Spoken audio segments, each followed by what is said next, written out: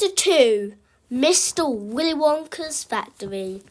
In the evenings, after he had finished his supper of watery cabbage soup, Charlie always went into the room of his 4 grandparents to listen to their stories, and then afterwards to say good night.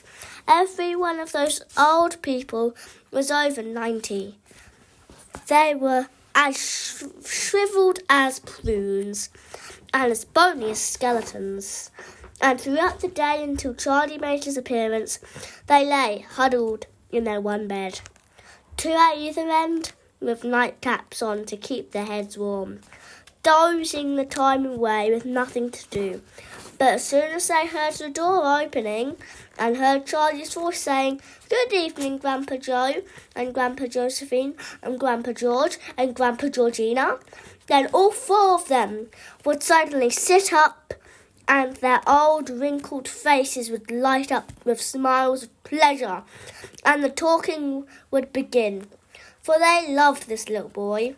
He was the only bright thing in their lives, and his evening visits were something that they looked forward to all day.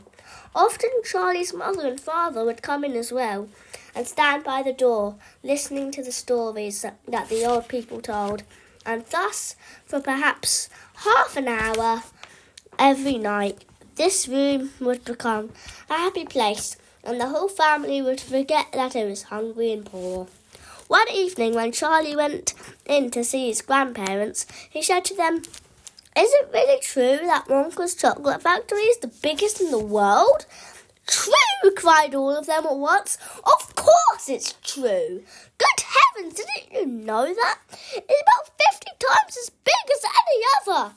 And is Mr. Willy Wonka the cleverest chocolatier maker in the world?" "My dear boy," said Grandpa Joe, raising himself up a little higher on his pillow, "Mr. Willy Wonka is the most amazing, the most fantastic, the most extraordinary chocolatier the world has ever seen.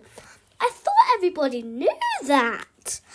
"I knew he was famous, Grandpa Joe, and I knew he was very clever. Very, very clever." "Clever!" cried the old man. "He's more than that. He's a magician with chocolate. He can make anything he wants. Isn't that a fact, my dears?"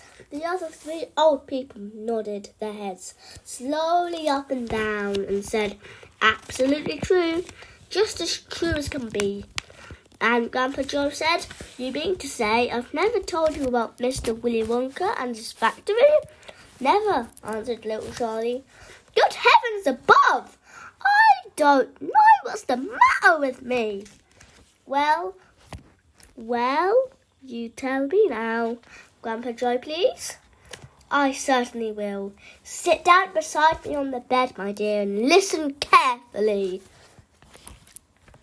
Grandpa Joe was the oldest of the 4 grandparents. He was 96 and a half, and that is just about as old as anybody can be. Like all extremely old people. He was delicate and weak, and throughout the day he spoke very little, but in the evenings when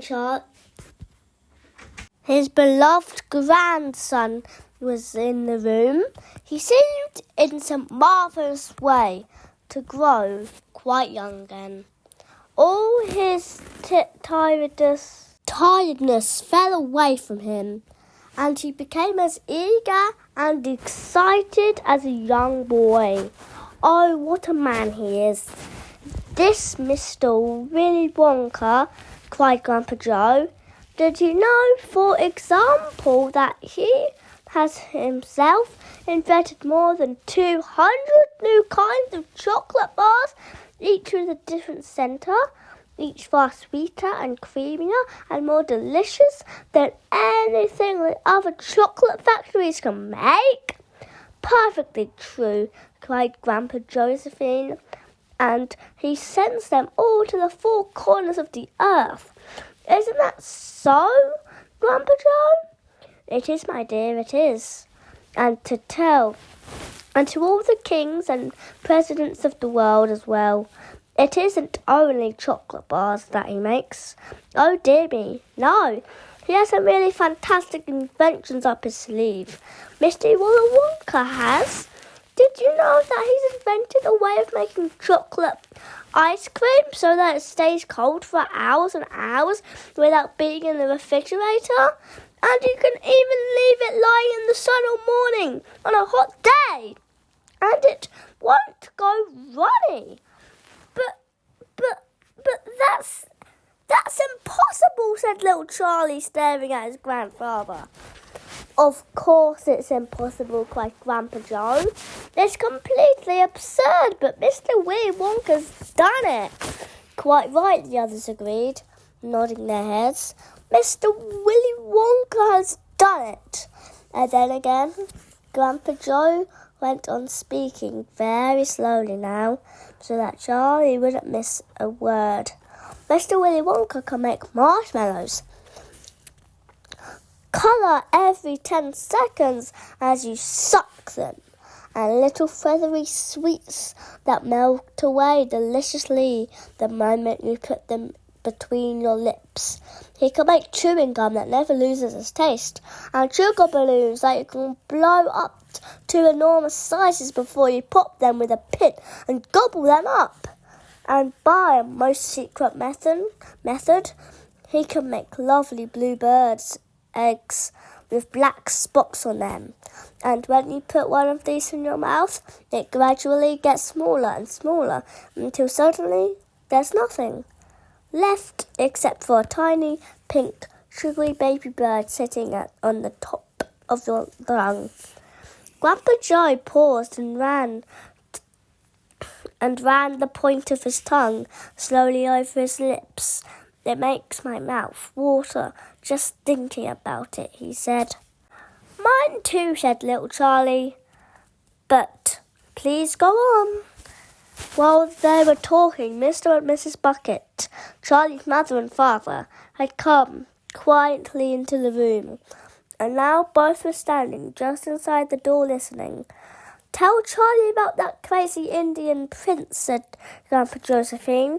He'd like to hear that. You mean the Prince Pondicherry, said Grandpa Joe, and he began chuckling with laughter. Completely dotty, said Grandpa George. But very rich, said Grandpa Georgina. What did he do? Asked Charlie eagerly. Listen, said Grandpa Joe, and I'll tell you.